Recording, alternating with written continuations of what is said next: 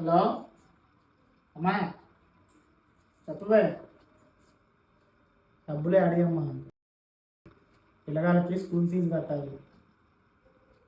2 రోజుల్లో సర్దుబాటు చేస్తాలే, ఒక 10,000 ఇచ్చిపోతాలే. ఏంటి మీ అమ్మకి డబ్బులు ఇస్తా అంటున్నావు? ఎక్కడి నుంచి తీసుకొచ్చి ఇస్తావు? మనకెళ్ళడమే కష్టంగా ఉంది. నేను తప్ప అమ్మకి ఎవరున్నారే?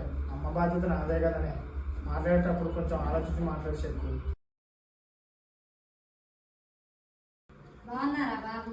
బాగున్నా అత్తయ్య, మీరు ఎలా ఉన్నారు? చాలా బాగున్నాను. రండి కూర్చోండి. చెక్కు చెక్కు చెక్కు. వస్తున్నానండి. అత్తయ్య గారు వచ్చారు, రా.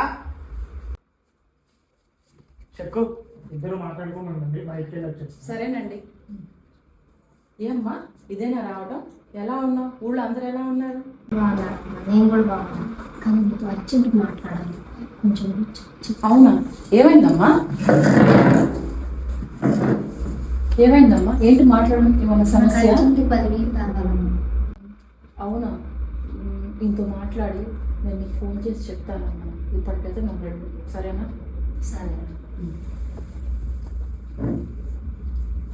అమ్మ డబ్బులు అడిగింది, ఇప్పుడు ఇన్నేం మొహం పెట్టుకుని అడగాలి నేను? ఇందాక అత్తయ్యగారి కోసం అడిగితేనే లేవని విసుక్కున్నాను. నా దాకా వస్తే కానీ తెలియట్లేదు నాకు బాధ. ఏంటి చెక్కు, ఏం ఆలోచిస్తున్నావు? అత్తయ్య వెళ్ళిపోయిందా? వెళ్ళిపోయారండి ఇప్పుడే.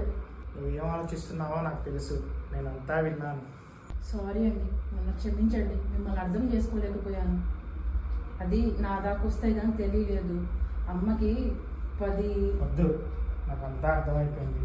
రేపు అమ్మకి 10,000 పంపించేటప్పుడు మీ అమ్మకు కూడా 10,000 పంపిస్తాలే. చాలా థ్యాంక్స్ అండి.